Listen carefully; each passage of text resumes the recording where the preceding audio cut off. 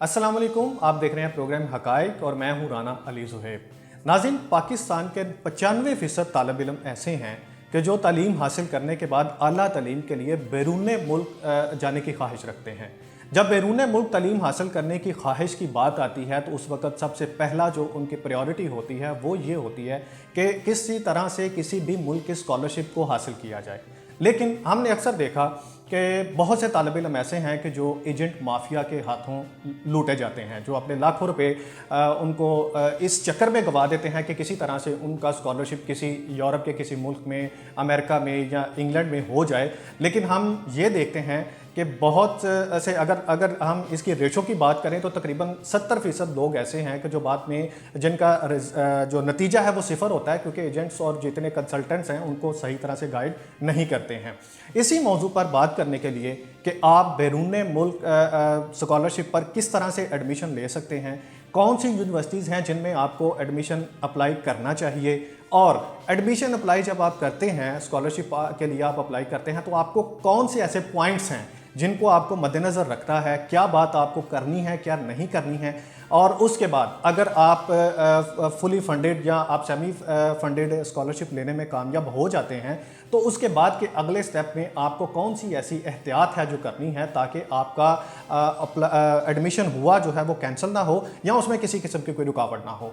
इन सब सवालों के जवाब लेने के लिए हमारे साथ आज पाकिस्तानी तालिब इल्म आरिफ अहमद साहब मौजूद हैं, जो इस वक्त ऑस्ट्रेलिया में मैक्वेरी यूनिवर्सिटी में मीडिया स्टडीज़ में पीएचडी की तालीम हासिल कर रहे हैं। और सबसे खुशी की बात यह है कि वो फुल फंडेड स्कॉलरशिप पर यूनिवर्सिटी में अपनी पीएचडी की तालीम हासिल कर रहे हैं। उनसे आज बात करते हैं और हम जानने की ये कोशिश करते हैं कि उन्होंने ये स्कॉलरशिप किस तरह से लिया और पाकिस्तानी तालिब इल्मों को स्कॉलरशिप हासिल करने के लिए, बाहर आला तालीम हासिल करने के लिए कौन कौन से मराहल से गुजरना चाहिए, क्या डॉक्यूमेंट्स उनको चाहिए और इसके साथ उनको किन बातों का ख्याल रखना चाहिए ताकि वो एजेंट्स माफिया के हाथों भी ना लुटें और कंसल्टेंट्स के हाथों अपनी लाखों रुपए फीस से भी उनको बचाया जा सके।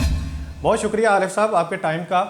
सबसे पहले तो सर हमें ये बताइए कि हमें स्कॉलरशिप या बैरून मुल्क स्टडी करने के लिए कौन से ममालिक का इंतखाब करना चाहिए, हमें किन ममालिक में अप्लाई करना चाहिए एडमिशन के लिए।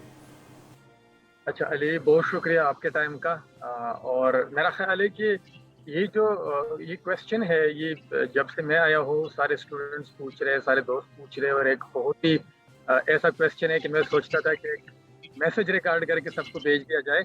बट मेरा ख्याल है कि इससे पहले कि हम इस चीज़ के ऊपर बात करें कि हम बैरून मुल्क एडमिशन लेने के लिए किस मुल्क का हम इंतखाब करें, तो अगर हमें ये पता हो कि हम बैरून मुल्क जा क्यों रहे, अगर आपको पर्पस पता होता है तो आपके लिए ज़्यादा आसान हो जाता है किसी भी बहुत ज़्यादा कंट्रीज़ में से एक मुल्क फिल्टर करना, उसको सेलेक्ट करना अपनी स्टडीज़ के लिए।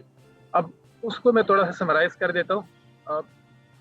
बुनियादी क्या वजूहत होती है जिसकी वजह से आप बाहर जाते हो या आप स्टूडेंट वीज़ा के लिए अप्लाई करते हो, ठीक है। तो उसमें सबसे पहले क्या होता है कि लोग आपको मिलेंगे या इस पर्पज़ के लिए जाते हैं कि पाकिस्तान की इकॉनमी बेहतर नहीं है, मैं बाहर जाऊंगा, स्टूडेंट वीज़ा आसान तरीका है कि मैं बाहर जाऊँ और स्टूडेंट वीज़ा के ऊपर बाहर जाके मैं ज़्यादा पैसे कमा सकता हूँ। फॉर एग्जाम्पल, अब आपका एक पर्पज़ आ गया पैसा कमाना, उस सूरत में आपको ये देखना पड़ेगा कि किस मुल्क में जाके वहाँ पर आपको जॉब्स की अपॉर्चुनिटीज़ आपकी ज़्यादा हैं, वहाँ पर डॉलर का रेट अच्छा है, कन्वर्जन अच्छी हो जाएगी पाकिस्तानी रुपीज़ में। इसी तरह फॉर एग्जांपल दूसरा पर्पस आपके लिए हो सकता है कि आप इसलिए जाते हो कि आप चाहते हो कि मैं वहाँ पर अच्छी तालीम हासिल करूँ, तो उस कंट्री का आपको इंतखाब करना पड़ेगा जहाँ पर जो एजुकेशन है, जहाँ पर जो यूनिवर्सिटीज़ की रैंकिंग है वो बेहतर है, और आप उसकी वजह से उस कंट्री या उन यूनिवर्सिटीज़ की सिलेक्शन करते हैं। फॉर एग्जांपल, आप चाहते हैं कि आप मीडिया स्टडीज़ में आप एमफिल करें या पीएचडी करें, तो उसमें आपको देखना पड़ेगा कि किन कंट्री है जो मीडिया का ओरिजिन हुआ था या वहाँ पर मीडिया ज़्यादा स्ट्रॉन्ग है, जिस बेस के ऊपर आप उन ममालिक का इंतखाब करें। इसी तरह आपको ऐसे भी लोग मिलेंगे जो समझते हैं कि ठीक है, पैसे भी हमारा फोकस नहीं है, एजुकेशन भी डिग्री मिल जाएगी, अदरवाइज ज़्यादा कोई फोकस उस चीज़ के ऊपर नहीं है। उनका बुनियादी मकसद ये होता है कि जो लाइन ऑर्डर सिचुएशन है या वैसे किसी और मुल्क में वो सेटल होना चाहते हैं, तो उस केस में आपको ये देखना पड़ेगा कि ऐसे कौन से कंट्रीज हैं जहाँ पर आपको आसानी से पीआर मिल जाता है, तो फिर उसमें आपका जो सिलेक्शन क्राइटेरिया है वो आपका फिल्टर डिफरेंट हो जाएगा। इसी तरह आपको ऐसे भी लोग मिलेंगे जो कहेंगे कि बाकी चीज़ें मेरे लिए इम्पोर्टेंट नहीं है, मेरा मकसद ये है कि मैं बाहर एक ऐसे मुल्क में जाऊँ जहाँ पर मैं अपनी कम्युनिकेशन बेहतर करूँ, मैं इंग्लिश सीखूँ या मैं कोई और स्किल सीखूँ। या ऐसा भी हो सकता है कि वो जस्ट उनका जो पर्पस हो या जो उनका एम हो स्टूडेंट वीज़ा का, तो वो टूरिज्म हो। तो उस केस में फिर आपको ये देखना पड़ेगा, फॉर एग्जांपल कोई बंदा जिसको ये नहीं पता कि टूरिज्म के लिए कौन सा मुल्क ज़्यादा अच्छा है, या अगर वो कहता है कि मैंने इंग्लिश अपनी बेहतर करनी है और गलती से वो फ्रांस चला जाए, जब उसको पता चलेगा कि यहाँ पर प्राइमरी लैंग्वेज ही कुछ और है, वो इंग्लिश नहीं है, फ्रेंच लैंग्वेज है, उस केस में आपको ये प्रॉब्लम्स आती है। तो इसीलिए मैं आपके अब सवाल की तरफ आता हूँ, आपको एक बेसिक ओवरव्यू दे रहा था कि अगर मुझे पता हो कि मैं किस पर्पस के लिए जा रहा हूँ, तो उस वजह से मेरे लिए सिलेक्शन ज़रा ज़्यादा आसान हो जाएगा। तो अब किन कंट्रीज़ में आपको जाना चाहिए, तो उसमें अगर मैं आपको समराइज़ करके बता दूँ तो वो ये है कि सबसे पहले तो एज़ अ पाकिस्तानी हमें उन कंट्रीज़ का इंतखाब करना चाहिए जहाँ पर जो प्राइमरी लैंग्वेज हो वो इंग्लिश हो। फॉर एग्ज़ाम्पल अगेन आप गलती से आप फ्रांस चले जाते हैं, वहाँ पर फ्रेंच लैंग्वेज है और आपको बताया जाए कि आपने 80,000 वर्ड्स का या आपने 200 पेजेस का थीसिस लिखना है, बट वो आपने फ्रेंच में लिखना है, तो आपको फिर पता चल जाएगा कि मैं गलती कर बैठा हूँ। तो आपको सबसे पहले ये देखना होगा कि आपने उस कंट्री को सिलेक्ट करना है जहाँ पर प्राइमरी लैंग्वेज आपकी इंग्लिश है, कोई और ऐसी लैंग्वेज नहीं है जिसको आपके लिए सीखना मुश्किल है या नामुमकिन है। जैसे जैसे आपने अभी फ्रांस की एग्जांपल दी ना आरिफ भाई, इसी तरह ही हम जर्मनी को भी इसमें काउंट कर सकते हैं कि जी जर्मनी का भी यही हाल है कि वहाँ पे भी जर्मन लैंग्वेज का हमारा लैंग्वेज बैरियर जो है वो सबसे बड़ी रुकावट है, बेसिकली हम ये कहते हैं। एग्जैक्टली इसी तरह आपका आपका स्वीडन आ जाता है, वहाँ पर इवन एजुकेशन फ्री है, बट अगर आप गलती से चले जाते हैं तो वहाँ पर आपको ये लैंग्वेज वाले प्रॉब्लम्स आपको वहाँ पे आएंगे। उसके बाद जो दूसरा फिल्टर आप लगा सकते हैं, एक फिल्टर फॉर एग्जांपल आपने ये लगा दिया कि वहाँ पर इंग्लिश लैंग्वेज हो, तो एकदम ही आपके जहन में ख्याल आएगा मेरे पास यूके का ऑप्शन है, मेरे पास ऑस्ट्रेलिया का है, मेरे पास यूएस का ऑप्शन है, फिनलैंड है, एक आप कनाडा है, आपका एक फिल्टर लग गया। तो बिल्कुल। काफी सारे कंट्रीज आपके यहाँ पर फिल्टर आउट हो जाएंगे।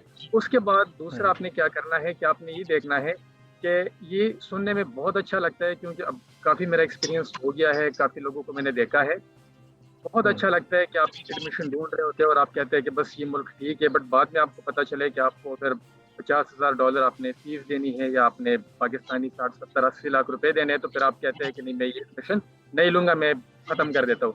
तो दूसरा फिर आपने ये फिल्टर लगाना है कि आपने उन कंट्रीज का इंतखाब करना है जहाँ पर एजुकेशन या तो फ्री है, अगर फ्री नहीं है तो एटलीस्ट वहाँ पर फीस कम है, ठीक है। उसमें आप कौन से मुल्क सेलेक्ट कर सकते हैं, फॉर एग्जाम्पल आपके पास नॉर्वे आ गया, फिनलैंड आ गया, जर्मनी आ गया, स्वीडन आ गया, वहाँ पर या तो तालीम फ्री है या वहाँ पर आपके फीस आपकी काफ़ी कम है। उसके बाद थर्ड आपने जो चीज़ देखी है जो बहुत ज़्यादा ज़रूरी है, आप जब तालीम के लिए जाते हो ना, मैं आपको एग्जांपल देता हूँ ऑस्ट्रेलिया की।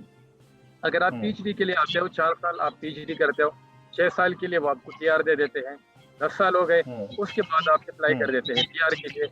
इट मीन्स कि आप वहाँ पे 10 से 15 साल गुजार रहे।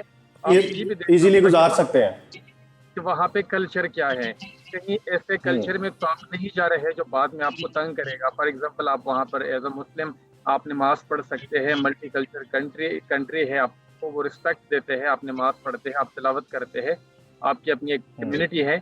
आपको इस चीज़ को भी देखना पड़ेगा। उसके बाद में मजीद इसको समराइज करता हूँ, जो 2-3 पॉइंट्स रहते हैं। तो एक तो ये है कि आप जो मैंने स्टार्ट में बताया था, अब वो चीज़ें यहाँ पे दोबारा आपको गाइड करेगी। फॉर एग्जांपल मैंने कहा था कि अगर आप इस पर्पस के लिए जा रहे हैं कि आपने पैसे ज़्यादा कमाने हैं और आप गलती से ऐसे मुल्क पहुंच बैठे कि वहाँ पर पाकिस्तान से भी बुरे हालात है वहाँ पर जॉब्स के, तो इसी वजह से आपने ये भी देखना होगा कि जिस कंट्री को आप सेलेक्ट कर रहे हैं कि वहाँ पर इकोनॉमी उनकी कैसी है, वहाँ पर जॉब्स मिलते हैं कि नहीं मिलते, आप वहाँ पे सर्वाइवल कर सकते हैं, फैमिली को भी सपोर्ट कर सकते हैं, या अगर आपने फीस देनी है तो वो भी आप दे सकते हैं, ठीक है। एक आपका ये फिल्टर आ जाता है कि उस कंट्री की इकोनॉमी किस तरह की है। उसके बाद अगर ठीक आपका हो गया। पर्पस पीआर है तो आपको देखना पड़ेगा कि उस कंट्री में आपको पीआर मिल सकती है कि नहीं मिल सकती। फॉर एग्जांपल कनाडा और यूके से आपको ऑफर लेटर मिलते हैं, तो आप फिर क्या करते हो कि आप देखते हो कि मैं कनाडा में पीआर मिल जाएगी या यूके में मिल जाएगी, और उस बेस के ऊपर आप उस कंट्री को सेलेक्ट करते हैं। इसी तरह जो इसमें लैंग्वेज की हमने बात की, ठीक है, तो लैंग्वेज के ऊपर आपने उन कंट्रीज का इंतखाब करना है जहाँ पर इंग्लिश प्राइमरी लैंग्वेज हो, ठीक है, या जिस डिपार्टमेंट में पढ़ने के लिए आप जा रहे हो, तो उसमें आपको ये देखना पड़ेगा कि उस कंट्री में उनकी क्या एक्सपर्टीज है, उन यूनिवर्सिटी की क्या रैंकिंग है। तो ये काफी सारे फिल्टर्स होंगे जिनको अब हम वन लाइनर में कह सकते हैं कि वहाँ पर लैंग्वेज की डिफिकल्टीज आपको ना हो, वहाँ पर एम्प्लॉयमेंट के इश्यूज आपको ना हो, वहाँ पर आपको कल्चरल बैरियर बहुत ज्यादा ना हो, आपको वो प्रॉब्लम्स ना आए, ठीक है। और आप नहीं तो ऐसे आरिफ भाई, ऐसे ममालिक हैं इस दुनिया में, जैसे आपने कहा कि लैंग्वेज बैरियर ना हो, हमारे कल्चरल बैरियर ना हो, उसके बाद वहाँ के एम्प्लॉयमेंट, उनकी इकॉनमी अच्छी हो, तो फिर ये सारी खसूसियात किसी एक मुल्क में पाई जाती हैं कि जहाँ पे आप ये समझे कि पाकिस्तानी स्टूडेंट जो हैं वो इजीली अप्लाई कर भी सकते हैं, या उनको अगर वो ऐसे मुल्क ढूंढने में कामयाब हो जाते हैं, जैसे कनाडा की आपने बात की, इंग्लैंड की बात की, ऑस्ट्रेलिया की बात की, अगर वो एक मुल्क ढूंढने में कामयाब हो जाते हैं, मुल्क तो मिल गया उनको, सारी चीज़ें भी हैं, लैंग्वेज बैरियर भी पता चल गया जी नहीं है, कल्चरल बैरियर भी नहीं है, वहाँ की इकॉनमी भी ठीक है, लेकिन हमें उस मुल्क का अगर वीज़ा नहीं मिलता है, हमें वहाँ पे स्कॉलरशिप नहीं मिलता है, हम एडमिशन लेने में कामयाब नहीं हो पाते हैं, तो फिर उस सूरत में हम क्या करें? हमारा एडमिशन हासिल करने का बेसिकली क्वेश्चन ये है कि अब इन ममालिक में जिनका आपने जिक्र किया है कि जहाँ पर ये तीनों चीज़ें मौजूद हों, आपको कोई मसला ना हो, उन ममालिक में अब एडमिशन हासिल करने का क्या तरीक़ाकार है, किस तरह से हम एडमिशन ले सकते हैं? एडमिशन किस तरह ले, ये एक ऐसा क्वेश्चन है जो 90% स्पेशली जो स्टूडेंट्स है वो मुझसे भी पूछते हैं, और ये बड़ा ज़रूरी है, ठीक है। तो वैसे वो लाइटर नोट के ऊपर काफ़ी सारे मेरे स्टूडेंट्स या जो दोस्त थे, तो जब मैं नया नया आया तो वो मुझे मैसेज करते थे या कॉल पे बताते थे कि हम किस तरह एडमिशन ले, आपको अपनी सीवी दे दे या आपको डॉक्यूमेंट्स दे दे, ठीक है। तो ये बड़ा ज़रूरी है कि हमें समझ आ जाए कि क्या कोई, जिस तरह पाकिस्तान में हम एडमिशन लेते हैं तो क्या कोई डिफरेंस है, नहीं है, और अगर है तो क्या है। एडमिशन लेने के लिए अब जिस दौर में हम रह रहे हैं, ठीक है, तो सबसे आसान तरीका अब ये है कि आप टेक्नोलॉजी का इस्तेमाल करेंगे। अगेन मैं इसको बहुत समराइज्ड फॉर्म में आपको बताऊंगा, ठीक है, बाकी इस चीज़ को आप मज़ीद एक्सप्लोर कर सकते हैं। तो एडमिशन लेने के लिए सबसे जो आसान तरीका है वो ये है कि स्कॉलरशिप्स के लिए मुख्तलिफ किस्म के लिंक्स जो है वो बने हुए हैं, जिसमें ट्विटर के ऊपर भी हैं, व्हाट्सएप के ग्रुप्स बने हुए हैं, फेसबुक के ऊपर बने हुए हैं, और इसके अलावा भी डिफरेंट लिंक्स है। कुछ लिंक्स उसमें से मैं कोशिश करूंगा कि हम इस वीडियो के डिस्क्रिप्शन में दे दें, ताकि लोगों को पता चले कि किस तरह से एक क्लिक के ऊपर पूरी दुनिया में जहाँ जहाँ पे स्कॉलरशिप्स आई है वो आपको एक क्लिक के ऊपर मिल जाते हैं। अगर आप खुद से बैठ के उसके ऊपर एक महीना रिसर्च करते हैं, वो आपको एक लिंक एक क्लिक के ऊपर वो सारी इंफॉर्मेशन मिल जाती है। तो कुछ लिंक इसमें हम शेयर भी कर देंगे, ठीक है। एक तो ये लिंक्स बने हुए हैं, ठीक है। उसके बाद दूसरा तरीका ये है कि जिस तरह फॉर एग्जांपल आप चाहते हैं कि इस्लामाबाद में एडमिशन ले, गूगल के ऊपर आपने लिखा कि यूनिवर्सिटीज इन इस्लामाबाद, आपने उनकी लिस्ट बनाई, एक एक यूनिवर्सिटी को आपने सर्च किया, और वहां पर आपने जिस प्रोग्राम में आप इंटरेस्टेड है आपने उनको सर्च किया और आपने एडमिशन के लिए अप्लाई किया। इसी तरह आप फॉर एग्जांपल किसी बाहर के मुल्क में एडमिशन लेते हैं, ठीक है, तो आप उनकी यूनिवर्सिटीज के टॉप 50 के, टॉप 10 के, टॉप 100 के उनकी आप लिस्ट बनाएं, और फिर एक एक यूनिवर्सिटी को गूगल से सर्च करके उनके डिपार्टमेंट्स एक्सप्लोर करें कि आया जिस सब्जेक्ट में आप इंटरेस्टेड है वो सब्जेक्ट वहाँ पे है, अगर है तो आप उनको वहाँ से अप्लाई कर सकते हैं। अब दो तरीके होते हैं। आपने आरिफ भाई यहाँ पे बात की कि यूनिवर्सिटीज़ की लिस्ट बनाएं, या हमें टेक्नोलॉजी को इस्तेमाल करते हुए यूनिवर्सिटीज़ को सर्च करके उनके मुतलका डिपार्टमेंट तक रसाई जो है अप्रोच करना चाहिए, या उनको उन तक वहाँ जाके इंफॉर्मेशन निकालनी चाहिए। अब देखिए, आप भी जानते हैं, मैं भी जानता हूँ, इनफैक्ट जो जितने भी पाकिस्तानी स्टूडेंट्स हैं, तालिब इल्म, जिन्होंने आपसे कांटेक्ट किया या जिन्होंने हमसे किया, सबकी कोशिश ये होती है कि हमें पैसे ना देने पड़े, हमें स्कॉलरशिप जो है वो मिल जाए किसी भी तरह से। आपके साथ भी लोगों का कांटेक्ट करने का मेन मकसद ही ये है कि चूँकि आप भी स्कॉलरशिप पे गए हैं, तो वो यही जानना चाहते हैं कि स्कॉलरशिप का जो तरीक़ेकार है वो क्या है, हम किस तरह से, लाइक मैं अगर अपनी एग्जांपल ले लूँ कि मैंने पीएचडी के लिए स्कॉलरशिप के लिए अप्लाई करना है या एमफिल के लिए अप्लाई करना है, तो मुझे कौन सा तरीक़ेकार इस्तेमाल करना चाहिए, मुझे कौन सा लिंक क्लिक करना चाहिए, मुझे कौन से जो एक प्रोसेस है उसमें से गुजरना चाहिए, ताकि अब देखिए मैं एक यूनिवर्सिटी की वेबसाइट पे चला गया, उनके डिपार्टमेंट को भी मैंने ओके कर दिया, कोर्स अवेलेबल है, सब कुछ है, लेकिन स्कॉलरशिप अवेलेबल नहीं है। तो मुझे ये बताइए, हमारे तमाम नाजरीन को जो देख रहे हैं हमें, कि स्कॉलरशिप हम किस तरह से हासिल कर सकते हैं। ठीक है, मैं बस क्विकली इसको दो मजीद पॉइंट्स इसमें समराइज करता हूँ कि एडमिशन आपको किस तरह मिलेगा। एडमिशन आपको मिल जाए तो फिर मैं आपको स्कॉलरशिप का बता दूंगा कि ये तरीके हैं, नंबर 1 2 3 4 जो जिस पे आपको ठीक स्कॉलरशिप है, मिल जाएगी। ठीक है, तो एडमिशन ठीक का है। मैं आपको बता रहा था कि यूनिवर्सिटीज अब दो तरीके आपके पास आ गए। या तो आप यूनिवर्सिटी के पोर्टल के ऊपर अप्लाई करें, वो आपको खुद कहेंगे कि अप्लाई ऑनलाइन, या जो भी उन्होंने लिंक दिया हुआ होगा आप उनको अप्लाई करके ठीक है। एप्लीकेशन भेजें, आपको कंफर्मेशन की ईमेल आ जाएगी। दूसरा तरीका ओके। ये है कि पाकिस्तान की तरह नहीं है, वहाँ पर थोड़ा सा सेटअप डिफरेंट है। जब आप डिपार्टमेंट में जाते हैं तो वहाँ पर टीचर्स के नाम, उनकी ईमेल एड्रेसेस, फोन नंबर्स लिखे हुए होंगे। तो आप जो, ठीक है। फॉर एग्जांपल आपका पीआर में इंटरेस्ट है, आपका इसके अलावा आपका जेंडर स्टडीज में इंटरेस्ट है, या जिस भी आपको जिस जगह पे इंटरेस्ट है, जिस कोर्स में भी आपको इंटरेस्ट है। प्रोफाइल देख के उस सुपरवाइजर को ठीक आपने है। डायरेक्ट ईमेल करनी है कि मैं इंटरेस्टेड हूँ कि आपके साथ में पढूं। वो मजीद आपको खुद गाइड करेगा कि ठीक है, मैं आपको इस लिंक के ऊपर मुझे अप्लाई करे, या जो भी तरीका होगा वो आपको खुद सुपरवाइजर गाइड कर देगा। तो दो तरीके आ गए, ओके। आप पोर्टल के ऊपर करें या आप सुपरवाइजर को ईमेल करें। आखिरी इसमें एक जो तरीका है वो ये है, जिसको हम ज्यादातर मिस करते हैं और काफी लोग उसका फायदा उठाते हैं, वो है कि एचईसी के साइट्स के ऊपर भी समटाइम आपको एडमिशन मिलते हैं। फॉर एग्जांपल कुछ मंथ पहले एचईसी ने अनाउंस किया था कॉमनवेल्थ स्कॉलरशिप यूके के आए हुए थे, थ्रू आउट स्कॉलरशिप के ऊपर थे, तो उसके थ्रू भी, या इसी तरह फुल ब्राइट स्कॉलरशिप आते हैं, इसी तरह जापान के आते हैं, मलेशिया के आते हैं, बाकी कंट्रीज के आते हैं। एचईसी के थ्रू आप वहां पे एडमिशन के लिए अप्लाई कर सकते हैं। अब जो आपका नेक्स्ट क्वेश्चन था, जिसमें हम, फॉर एग्जांपल आपको एडमिशन मिल गया है, अब आपको स्कॉलरशिप उसके लिए चाहिए, आप फी नहीं दे सकते, आपको स्कॉलरशिप चाहिए, तो उसका क्या तरीका है। तो ठीक है। अगेन मैं स्टार्ट में मैंने बात की थी कि पहले आपने कोशिश करनी है कि उस कंट्री को आप सेलेक्ट करें जहां पर फी कम है या जहां पर फी नहीं है। फॉर एग्जांपल ऑस्ट्रेलिया में अगर आप फी नहीं दे रहे हैं, आप महीने के आराम से 4-5 लाख रुपए कमा के आप उसमें अपनी फी भी दे दे, घर भी बेच दे और अपने पास भी रख ले और अपना महीना भी गुजार दे। ठीक है, ठीक तो है। एक तो ये चीज हो गई। उसके बाद स्कॉलरशिप ढूंढने के लिए आपके पास मजीद भी कुछ लिंक्स है, बट उससे पहले मैं एक चीज आपको बता दूं जो बहुत ज्यादा जरूरी है और इसके साथ लिंक्ड है। जब भी आप अप्लाई करेंगे बाहर किसी यूनिवर्सिटी में, जब आप पोर्टल के थ्रू एप्लीकेशन दे रहे होंगे, ये लाजिम है कि वहाँ पर वापसी सवाल पूछेंगे कि आप अपनी स्टडीज को फंड कैसे करोगे।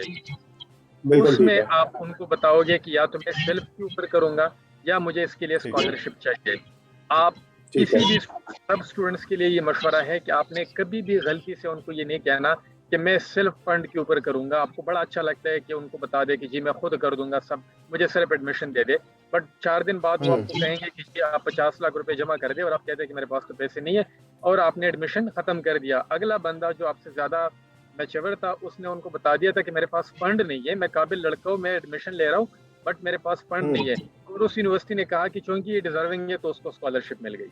तो आपने अपना खुद ही एडमिशन अपना खराब करके आपने कभी कमिट नहीं करना। मेरे साथ भी यही हुआ था, उन्होंने इवन मुझे एचईसी का कहा कि आप एचईसी इस यूनिवर्सिटी के फंड कर रहे हैं, मैंने कहा मुझे नहीं कर रहा, प्लस मेरे पास नहीं है, तो उन्होंने कहा कि ठीक है फिर हम आपको खुद अपनी स्कॉलरशिप देंगे। ठीक है, ठीक हो गया। ये आपने बड़ा आउट क्लास पॉइंट उठाया, और ये बड़ी कह लें कि बहुत अच्छा पॉइंट आपने दिया है कि अक्सर व बेशतर हमारे तालिब इल्म शायद इसी वजह से वो रिजेक्ट हो जाते हैं कि उनको स्कॉलरशिप नहीं वो मिलता, और वो बाद में कहते हैं कि हमें स्कॉलरशिप नहीं मिला, हमने अप्लाई भी किया था, हम डिज़र्विंग भी थे। लेकिन ये आपका पॉइंट जो है कि वो सेल्फ फंड वाला, कि ये जो भी स्टूडेंट हमें देख रहे हैं उनको ये चीज़ ख्याल करनी पड़ेगी कि हमें उनको ये कभी भी नहीं ये कहना कि हम इसको सेल्फ फंड करेंगे या हम इसकी फ़ी जो है वो पे कर सकते हैं।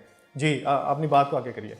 उनके जो स्कॉलरशिप्स होते हैं वो डिजर्विंग कैंडिडेट्स के लिए होते हैं, तो अगर आपने उनको खुद कह दिया कि मैं खुद सेल्फ के ऊपर करूंगा, तो वो आपको क्यों देंगे। अंडरस्टूड सी बात है कि वो उन लोगों को देंगे जिन्होंने कहा होगा कि जी हम सेल्फ के ऊपर नहीं कर सकते, हमारे पास रिसोर्सेज नहीं है। अब आता हूं मैं कि आपको स्कॉलरशिप के लिए क्या करना चाहिए। फॉर एग्जांपल, अच्छा एक सेकंड, आरिफ भाई यहाँ पे आपने एक बात की कि जो स्कॉलरशिप्स हैं वो डिजर्विंग के लिए होता है, जबकि हमारे यहाँ कॉन्सेप्ट ये पाया जाता है कि जो बहुत ज़्यादा लाइक है, जिसका CGPA 4.0 है, या जो टॉपर है शायद, उसके लिए स्कॉलरशिप रखे गए हैं फॉरेन यूनिवर्सिटीज़ में। अच्छा, अब यहाँ पे फॉर एग्जांपल मैं आपको जो जो जो भी हमारे डेवलप्ड कंट्रीज है, तो उसमें कुछ स्कॉलरशिप्स तो हम्म। ये होती है कि वो आपको कहे कि हम्म। जी आप बड़े टॉप क्लास स्टूडेंट है, जिसको हम पोजीशन बेस कहते हैं या क्राइटेरिया बेस स्कॉलरशिप आप उसको कह हम्म। दे। उनके ठीक कुछ है। स्कॉलरशिप सिर्फ थर्ड वर्ल्ड कंट्रीज के लिए होते हैं कि हमने इतने ठीक है। स्कॉलरशिप उन लोगों को देने हैं जो जहाँ हम्म। जो थर्ड वर्ल्ड कंट्रीज में रहते हैं, जो अफोर्ड नहीं कर सकते। आपको अफगानिस्तान के स्टूडेंट्स मिलेंगे, आपको इराक के ऐसे लोग मिल जाएंगे जिनको हम्म। बात इवन वो नहीं कर सकते, ठीक है, बट उनको भी वो मिल ठीक है। जाते हैं। आपको पाकिस्तान के, इंडिया के लोग मिल जाएंगे। तो इसमें डिफरेंट क्राइटेरियाज होते हैं। प्लस सबसे इम्पोर्टेंट बात यह है कि जब मेरे पास फंड नहीं है तो मैं उनको क्यों कहूँ कि मेरे पास फंड है। मैं तो फिर उस ठीक है। केस में खुद अपने आप को फिल्टर कर रहा हूँ। एटलीस्ट आप रेस में तो शामिल हो जाए, आप उनको कह दें, मैं भी वो आपको कंसिडर करें। ठीक है, मेरे साथ ओके। एग्जैक्टली यही हुआ है। अच्छा, अब हम्म। आपका एडमिशन हो गया है और आपको हाँ। उसके लिए फंड चाहिए। अब उसके दो बिल्कुल। तीन तरीके हैं। पहला तरीका ये है कि आप एचईसी को एप्लीकेशन लिखें, ठीक है। अगेन, लोग ठीक है। इसको उस तरह से सीरियस नहीं लेते, बट एचईसी के डिफरेंट ऑफिस है, आप उनको ईमेल कर सकते हैं, आप उनको एप्लीकेशन दे हम्म। सकते हैं कि वो आप ठीक उनको है। एडमिशन लेटर बताएंगे कि मेरा लेटर आ गया है, मेरा एडमिशन हो गया, इसके लिए मुझे फंड चाहिए। बहुत ज्यादा ठीक है। स्टूडेंट्स है जो एचईसी के फंड्स के ऊपर इस वक्त बाहर पढ़ रहे हैं, ठीक है। उसके बाद दूसरा ठीक है। तरीका आपके पास क्या है कि जिस यूनिवर्सिटी में आपने एडमिशन लिया हुआ है, उस यूनिवर्सिटी को आप हम्म। एप्लीकेशन दे कि मेरा एडमिशन हो गया है, बट मेरे पास अब फंड नहीं है। जो कंट्री है वहां से मुझे फंड के कोई जराया नहीं है मेरे पास, इसलिए आप मुझे स्कॉलरशिप दे। अगर आप अच्छे स्टूडेंट हो, वो आपको कम से कम इस चीज के ऊपर ये कभी भी नहीं करेंगे कि वो आपको कहेंगे कि हम आपको फंड नहीं देते, हम आपको पढ़ने नहीं देंगे। वो कुछ भी नहीं ओके। करेंगे तो एटलीस्ट आपकी फी एग्जाम्प्ट कर देंगे कि ठीक है, आप फी मत देना, आप आ जाओ, बाकी यहाँ पे कमा के खुद अपना टाइम खुद गुजार देना। अपने अखराजात हैं वो खुद करें, वो खुद जी, खुद उठा लें और वो अखराजात बहुत जितने आराम हैं। से आप ठीक कर है। सकते हैं। अगर आप पाकिस्तान में करते तो बाहर बहुत आराम से आप कर सकते हैं, जॉब्स बहुत ज्यादा होती है, ठीक है। उसके हम्म। बाद एक और तरीका ये होता है कि जिस तरह हमारे यहाँ एचईसी है, इसी तरह हर मुल्क में उनका अपना एक इदारा होता है, ठीक है, जो इन हम्म। चीज़ों को डील करता है। इस फॉर ठीक है। एग्जांपल, अगर ऑस्ट्रेलिया में आप एडमिशन ले रहे हो तो हो सकता है कि आपको यूनिवर्सिटी स्कॉलरशिप दे रही हो सकता है कि उनकी गवर्नमेंट आपको स्कॉलरशिप दे रही हो। तो फिर आपने क्या ठीक ठीक करना है, ठीक। इस तरह जापान में या मलेशिया में और हर कंट्री में उनका अपना एक इदारा है, आप उनको भी ईमेल कर सकते हैं कि आपके मुल्क के इस यूनिवर्सिटी में मेरा एडमिशन हुआ था, मैंने स्कॉलरशिप ठीक के है। लिए भी अप्लाई किया, बट मुझे स्कॉलरशिप नहीं मिला। मैं पढ़ना चाहता हूँ बट मेरे पास रिसोर्सेज नहीं है, तो मुझे इस चीज़ के लिए कंसिडर करें। तो वो भी आपके पास ठीक एक है। ऑप्शन हो सकता है। इसके अलावा जिस तरह वर्ल्ड बैंक है और मजीद कुछ बैंक है, ऑनलाइन आप थोड़ा सा सर्च करेंगे आपको खुद पता चल जाएगा, वो भी फंड हम्म। करते हैं। इवन कुछ बैंक्स पाकिस्तान के जो लोकल है वो आपको फंड करते हैं कि स्टडीज के लिए आप जा सकते हैं, ठीक है। तो आपने ये सारे अच्छा। ऑप्शन एक्सप्लोर करने हैं, और ये हो नहीं सकता कि सारे दरवाजे आपको बंद मिले। कोई ना कोई दरवाजा उसमें आपको खुला मिलेगा और आपका एडमिशन या आपका जो स्कॉलरशिप का मसला है वो यहाँ से हल हो जाता है, ठीक है। तो ठीक हो गया। आरिफ आरिफ भाई, माशाल्लाह आपने स्कॉलरशिप वाला जो हमारा क्राइटेरिया है कि किस तरह से हम उसको अवेल कर सकते हैं, कौन कौन सी ऑप्शंस हम यूज़ कर सकते हैं। अच्छा, अब जब हमें स्कॉलरशिप भी मिल गया, हमें ऑफर लेटर भी मिल गया, सब कुछ मिल गया, अब आ जाते हैं हम डॉक्यूमेंट्स की तरफ। तो अक्सर लोगों को यही नहीं पता, क्वेश्चन ये होता है कि जी डॉक्यूमेंट्स हमें कौन से सबमिट करने हैं, हमें कहाँ से उनकी अटेस्टेशन करवानी है। ये ज़रा थोड़ा सा हमें गाइड कीजिएगा कि हमें डॉक्यूमेंट्स कौन कौन से रिक्वायर्ड हैं और उनका प्रोसेस क्या है उनको सबमिट करने का। अच्छा, अब अगेन देखिए, ये एक सर्कल में हम घूम रहे हैं, यानी कि अब ये दोबारा उस चीज़ के साथ हम दोबारा लिंक करेंगे। फॉर एग्जांपल, आप हाँ। एडमिशन ले रहे थे, आपको एक बहुत अच्छा सुपरवाइजर नजर आ गया, मीडिया स्टडीज में आपका भी इंटरेस्ट है, उसका भी है, आप भी वार या पीस जर्नलिज्म देखते हैं, वो भी वही देखता है, हाँ। आपका भी रूरल एरिया पे इंटरेस्ट है, उसका भी है। सारी चीजें आपकी मैच कर रही है और बहुत आपको अपीलिंग लग रहा है कि इस सुपरवाइजर ने मुझे कभी भी रिजेक्ट नहीं करना।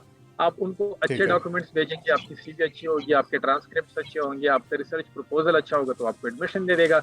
अगर ये चीजें आपकी अच्छी नहीं होगी, जितना मर्जी वो रिलेवेंट होगा, वो आपको एडमिशन नहीं देगा। तो ये डॉक्यूमेंट्स वाला ये बहुत ज्यादा जो है वो इम्पोर्टेंट है। फॉर एग्जाम्पल, आप वेस्टर्न किसी भी कंट्री में जाते हैं, वहाँ पर एक आसान सा क्राइटेरिया है कि आपको उनको इंग्लिश प्रोफिशिएंसी लेटर आपको एज अ प्रूफ देना होगा, अदरवाइज ना आपका वीजा लग सकता है ना आपको एडमिशन मिल सकता है। तो अगर आपके पास उसका कोई प्रूफ नहीं है तो इसका मतलब ये है कि आपको एडमिशन नहीं मिलेगा। तो अब मैं अगेन इनको थोड़ा सा जाहिरी बात है, डिपेंड करते हैं कि आप किस यूनिवर्सिटी में किस कंट्री में जा रहे हैं और वो आपसे मुख्तलिफ डॉक्यूमेंट्स मांग सकते हैं।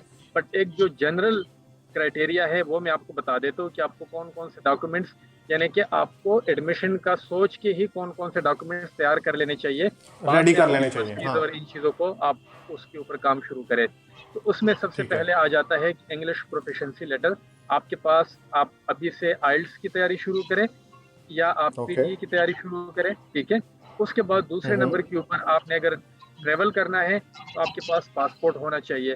फॉर एग्जांपल इस ठीक वक्त है। आप दिसंबर या जनवरी इनटेक के लिए अप्लाई कर रहे हैं, आपने एडमिशन भी ले लिया, स्कॉलरशिप भी ढूंढ लिया, सब कुछ कर दिया, एंड पे आपको पता चला कि हम्म। आपके पास पासपोर्ट नहीं है। तो अब यूनिवर्सिटी तो हम्म। आपका इंतजार नहीं करेगी कि जनाब का पासपोर्ट जनवरी में बनेगा तो फिर हम उसके बाद उसके लिए सेमेस्टर कंडक्ट करवाएंगे। तो इस केस में ठीक है। आप अगेन पहले से आपके पास पासपोर्ट आपका रेडी होना चाहिए। थर्ड, हम्म। आपका जिस यूनिवर्सिटी में या जिस प्रोफेसर के पास आप जा रहे हो, बहुत ज़रूरी है, अनलाइक पाकिस्तान, रिसर्च प्रपोजल आपको पहले देना पड़ेगा। पहले से आप उनको बताना पड़ेगा कि मैं यहाँ पर आके आपकी इस कंट्री में ये चीज़ पढ़ूंगा, ये मेरा रिसर्च प्रपोजल है।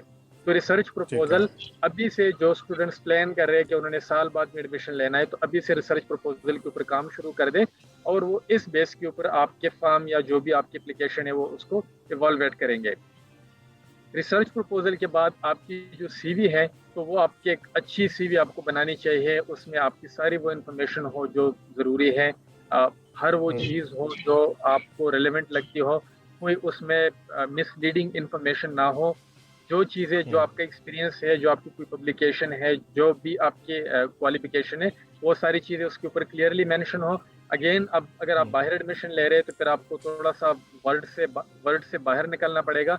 कुछ ऑनलाइन हम्म। साइट्स है जिसके ऊपर आप अच्छे सीवीज बना सकते हो। अगेन, उनको हम ठीक कोशिश है। करेंगे कि मैं लिंक डिस्क्रिप्शन में दे दूं, उसके ऊपर आप जाएंगे और आप अपने सीवी जो है बिल्ड कर सकते हैं, जिसमें आप अच्छे जगह पे फिर अप्लाई करने के लिए उसको इस्तेमाल कर सकते हैं।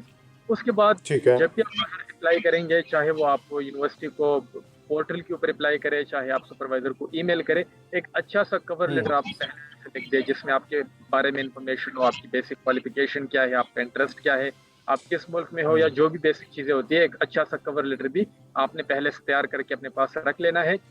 होता ये है कि हम्म। आप समटाइम 200-300 ईमेल भी कर देते हो सुपरवाइजर्स को, तो एक बार बार आप लेटर टाइप नहीं कर सकते, एक अच्छा एक दफा आप लिख लें, उसकी अच्छी सी हम्म। प्रूफ रीडिंग करवाए और उसको आप बार बार फिर इस्तेमाल करें, वो आपके काम आएगा।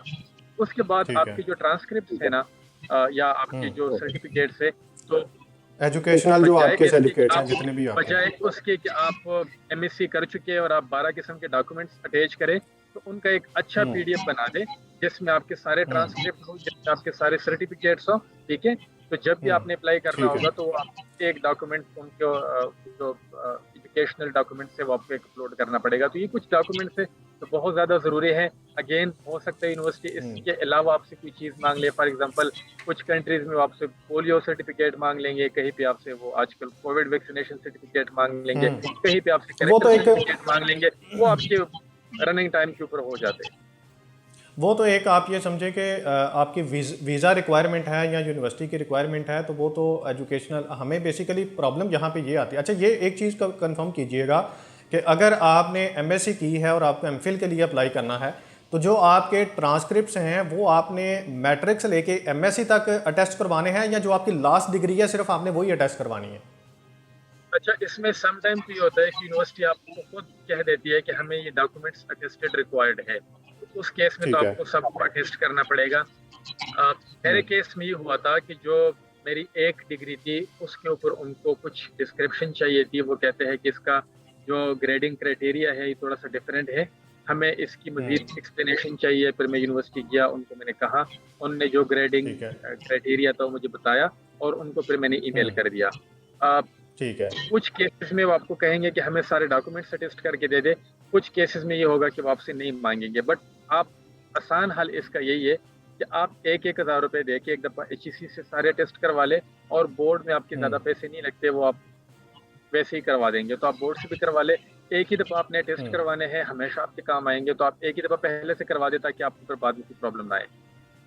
अच्छा, यहाँ पे ये बात मुझे बताइएगा कि जब हमें अप्लाई करना है, यानी कि यहाँ जब हमें अपने सुपरवाइज़र को, जैसे आपने कहा, ईमेल करनी है, तो हमें ये डॉक्यूमेंट्स उस वक्त पहले से अटेस्टेड डॉक्यूमेंट्स उनको भेजने हैं, या हमें इस बात का इंतज़ार करना है कि वो हमारा एडमिशन ओके होता है तो उसके बाद हम अटेस्ट करवाते हैं? मतलब कि यूनिवर्सिटी हमें कहे तो फिर हम अटेस्ट करवाएं, अदरवाइज ऐसे ऐसे भी हम भेज सकते हैं, ऐसे भी मतलब कि विदाउट अटेस्टेशन हम अपलोड कर सकते हैं? देखो, पहले से क्यों तैयार करनी चाहिए हमें। फॉर एग्जांपल आज आपको एचईसी ने कहा, यूनिवर्सिटी ने ईमेल की कि आपके जो हम्म। डॉक्यूमेंट्स है वो हमें अटेस्टेड रिक्वायर्ड है और मंडे तक हमें भेज दे। आप एचईसी की ठीक है। साइट के ऊपर गए और आपको पता चला हम्म। कि आगे हमारी, वैसे वर्स्ट सिनेरियो हम डिस्कस कर रहे हैं कि आगे हमारी दो तीन हम्म। छुट्टियां आ रही है या ईद है या कोई इवेंट आ रहा है हमारा हम्म। इस तरह का, जिसकी वजह से डिले आएगा। ठीक कोई है। डिले नहीं भी आ रहा, आगे आपका बीच में आ रहा है हफ्ता इतवार और एचईसी ने आपको कहा कि 10 दिन में हम आपके रजिस्ट्रेशन करवा देंगे, ठीक है। ठीक उसके है। बाद ठीक है। कुरियर वाला आपको कब भेजता है, प्लस आपको अर्जेंट मोड पे जो जाना होगा तो आपको डबल फी भी देनी होगी, ठीक है। तो बिल्कुल बजाय सही। इसके कि आप डबल फी दे, आप हम्म। उसको जो क्राइटेरिया है उसको मीट ना करे, टाइम पे आप अटेस्ट ना कर पाए, इसलिए अच्छा ये है, हम्म। मैं ये मशवरा दूंगा कि आप पहले से, अगर आपका इरादा है कि आपने बाहर से पढ़ना है तो आप पहले से एक दफ़ा टेस्ट करके रख ले, वो आपके काम आएंगे। हम्म। क्योंकि अच्छा आरिफ डेडलाइन के भाई, ऊपर फिर ये सब टाइम बातें, आपका काम नहीं होता। जी। अच्छा अच्छा आरिफ भाई, लास्ट क्वेश्चन आपसे ये है कि हमने एडमिशन की बात भी कर ली, हमने फ़ंड्स, यूनिवर्सिटी हमसे जो फ़ंड्स के बारे में सवाल करेगी उसका जवाब भी हमने दे लिया, हमें स्कॉलरशिप मिल जाता है, हमारी फ़ी ख़त्म हो गई। अब यहाँ पे एक बात और आ जाती है जो हमारे मेरे जहन में भी आती है, बल्कि सबके माइंड में आती है, कि हमें वीज़ा और जो टिकट है, ये पैसे जो हैं ये हमें खुद से करने पड़ेंगे अगर हम स्कॉलरशिप पे जा रहे हैं, या ये भी हमें मुतलका जो यूनिवर्सिटी है वो प्रोवाइड करेगी? अच्छा, ये अगेन ये डिपेंड करता है कि सरकमस्टांसिस क्या है, कौन सी यूनिवर्सिटी है, हम्म। किस मुल्क में आप जा रहे हैं। बट मैं आपको सही बात बताऊं, फॉर एग्जांपल इस वक्त ऑस्ट्रेलिया आप अगर वीज़ा के लिए अप्लाई करते हैं और आपने 70,000 रुपये दिए हैं और यहाँ पे ठीक है। आके आप 2 दिन कोई बहुत माइनर सा भी काम करते हैं, यानी कि कोई इवन पैकिंग का कोई काम आपने कर दिया 2 दिन, ठीक है, और एक दिन में ठीक आप है। 30-35 हज़ार ले रहे हैं, तो इसका मतलब ये है कि 2 दिन बाद आपकी वीज़ा के पैसे आपकी जेब में होंगे। इसलिए अगर ठीक है। आपको वीज़ा के पैसे खुद भी देने पड़े, आपको लोन लेना पड़े उसके लिए, तो मेरा नहीं ख्याल है कि वो कोई महंगा सौदा है। वो भी अच्छा है, उससे कोई प्रॉब्लम आपको नहीं आएगी। और सम केस ठीक है। इन सम केसेस को आपको यूनिवर्सिटी खुद आपको एकोमोडेट कर देती है, अगर आपका स्कॉलरशिप है और वो आपका स्कॉलरशिप आपको पहले से वो कर देते हैं, तो आप उसके ऊपर अपने टिकट ले सकते हैं। और सम टाइम ये मसला होता है कि क्योंकि आपका जो स्कॉलरशिप है वो होस्ट कंट्री के बैंक में आएगा। फॉर एग्जांपल मेरे केस में, जब तक मैं यहाँ पे नहीं आया था, जब मेरा अकाउंट जब तक ओपन नहीं हुआ यहाँ पे बैंक में, तो तब तक वो मुझे स्कॉलरशिप इशू नहीं कर सकते थे। तो कुछ अच्छा, केसेस ये में ये क्वेश्चन, होता है कि वो आप आओगे ये तो फिर ये आपको बड़ा मिलेगा। ये बड़ा आउट क्लास क्वेश्चन है कि स्कॉलरशिप हो या चाहे हमें फंड, सेल्फ फंड पे बैरून मुल्क जाना पड़े, तो ये जो अकाउंट ओपनिंग की बात की है, ज़रा थोड़ा सा हमें ये गाइड कीजिएगा कि ये कौन सा अकाउंट वहाँ पे बाहर ओपन होता है, और उसमें क्या हमें पाकिस्तान से कोई रकम भी ट्रांसफ़र करना होती है एज हमें शो करने के लिए कि अगर मुझे वहाँ पे कोई प्रॉब्लम नहीं है, मैं मतलब कि अपने मामला जो है वो खुद हैंडल कर सकता हूँ या कर सकती हूँ। ये ज़रा अकाउंट के बारे में थोड़ी सी इन्फॉर्मेशन दीजिएगा हमें कि इसका प्रोसेस क्या है, किस तरह से हम ओपन करवा सकते हैं, और क्या ये ज़रूरी है, इसके बगैर काम नहीं होगा?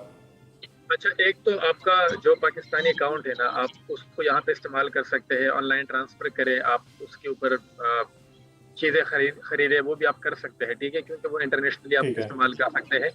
दूसरा, यहाँ ठीक है। पे जो जो डेवलप्ड कंट्रीज है ना, तो आप जब यहाँ पे आते हो तो आप हैरान हो जाते हो कि आप जब एयरपोर्ट के ऊपर उतरते हो तो आपको एक इंटरनेशनल स्टूडेंट डेस्क नजर आ जाएगा।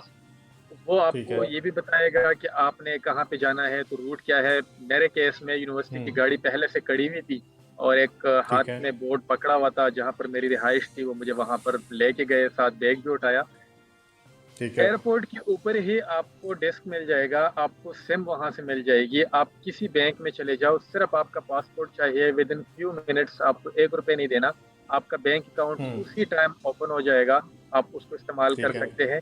तो यहाँ पर जो सारी चीज़ें हैं, जो बैंक डिटेल और ये जो सारी चीज़ें होती है ना, ये इतनी ट्रांसपेरेंट, इतनी क्विक और इतनी आसान है कि जब आप यहाँ पे आते हो तो फिर आपको पता चल जाता है कि अच्छा, ये इन चीज़ों के बारे में आपने परेशान नहीं होना। ये यहाँ पर एक दिन का खेल है, और बल्कि मिनट्स का है, आपका सारा सब कुछ ये हो जाता है, इजली हो जाता है, उसमें आपको कोई प्रॉब्लम नहीं आएगी। बाकी यहाँ पर आपने बैंक अकाउंट ओपन कर लिया, उसकी डिटेल अपनी यूनिवर्सिटी के साथ शेयर कर दी, वो आपको पैसे भेजेंगे, उस अकाउंट के ऊपर हर मंथ आपको आते रहेंगे। आपने उसमें से पैसे पाकिस्तान भेजने हैं, आप भेज सकते हैं, आपने उसमें से पैसे निकालने हैं, आप निकाल सकते हैं। तो वो जिस तरह पाकिस्तान में हमारे बैंक अकाउंट्स होते हैं, इसी तरह का आपका एक अकाउंट होगा। मतलब कि आपका जो पाकिस्तानी बैंक अकाउंट है, यूनिवर्सिटी वो वाला बैंक अकाउंट इस्तेमाल नहीं करेगी, बल्कि जिस कंट्री में आप जा रहे हैं उस मुल्क में जो आपका अकाउंट खुलेगा, आपको उस अकाउंट में पैसे आपके स्कॉलरशिप के या आपके एडमिशन के जो भी उनके साथ मुतलका यूनिवर्सिटी के साथ डील होगी या जो स्कॉलरशिप आपको मिलेगा, वो पैसे अपने ही उनके मुल्क में उस अकाउंट में जाएंगे, आपके पर्सनल ज़ाती पाकिस्तानी अकाउंट में नहीं आएंगे। जो यहाँ पे आप अकाउंट ओपन करेंगे ना, वो आपका जाती अकाउंट है, यानी कि उसमें से आप चाहे ठीक तो है। दूसरे अकाउंट में ट्रांसफर कर दे, आप पाकिस्तान ट्रांसफर कर दे, आप सारे पैसे निकाल ले। बट होता ये है कि क्योंकि यहाँ के जिस तरह पाकिस्तान में किसी अकाउंट से बाहर के मुल्क में पैसे भेजना थोड़ा सा उनके लिए मुश्किल होगा, बजाय इसके कि मुश्किल हो आपके यहाँ जाता पे है। अकाउंट हो और आप उसको। दूसरा ये कि यहाँ पे जो जो आप शॉपिंग करते हैं, जो बाकी चीज़ें करते हैं, तो यहाँ पर कैश पे लोग डील नहीं करते। तो अगर आपका यहाँ का अकाउंट होगा तो आपकी ज़िंदगी बड़ी आसान हो जाती है। आपके पास एक एटीएम कार्ड है, आप कहीं पे जा रहे हैं, आप कुछ खा रहे हैं, कपड़े ले रहे हैं, यहाँ पर सारी आपकी पेमेंट आपके कार्ड से होती है। तो इसलिए ज़्यादा ये प्रेफर किया जाता है कि यहाँ पर आप अकाउंट खोल लें और उसको आप इस्तेमाल करें। बाकी आपका पर्सनल अकाउंट है, आप उसमें से जहाँ पर चाहे पैसे ट्रांसफ़र कर सकते हैं। बहुत शुक्रिया आरिफ साहब आपके टाइम का। तो नाज़रीन, आज के इस प्रोग्राम में हमने आप तक वो हक़ाइक़ पहुँचाए कि आपने बैरून मुल्क तालीम हासिल जब करने का इरादा करना है और उसके लिए आपने एडमिशन के लिए अप्लाई करना है, तो आपको कौन सी ऐसी बातें हैं जिनका ख्याल रखना है। इसमें जो सबसे बड़ी आज के प्रोग्राम में उनकी आरिफ साहब की गुफ्तगू में जो मेरे सामने बात आई है कि आपने कभी भी यूनिवर्सिटी को ये नहीं कहना है कि मैं सेल्फ फंडेड, मतलब कि मैं अपनी जो इसका एडमिशन का ख़र्चा है वो मैं ख़ुद से उठाऊंगा। आपने यही उनको ये कहना कि मैं डिज़र्विंग हूँ, मेरे पास रिसोर्सेज नहीं हैं, तो आप स्कॉलरशिप लेने में कामयाब हो जाएंगे। अपना बहुत सारा ख्याल रखिएगा, हमारे इस चैनल का भी ख्याल रखिएगा, इसको लाइक शेयर और कमेंट करना मत भूलिएगा। और सबसे अहम बात कि इस प्रोग्राम को देखने के बाद अगर आपके जहन में कोई सवाल आता है जो आप समझते हैं कि मज़ीद आपको इन्फॉर्मेशन चाहिए, तो वो आप नीचे कमेंट सेक्शन में हमें सवाल लिख के भेजिए और हम कोशिश करेंगे कि आने वाले नेक्स्ट एपिसोड में हम आपके उन सवालों के जवाब जो हैं वो दे सकें। हमें दीजिए इजाज़त। अल्लाह हाफ़िज़।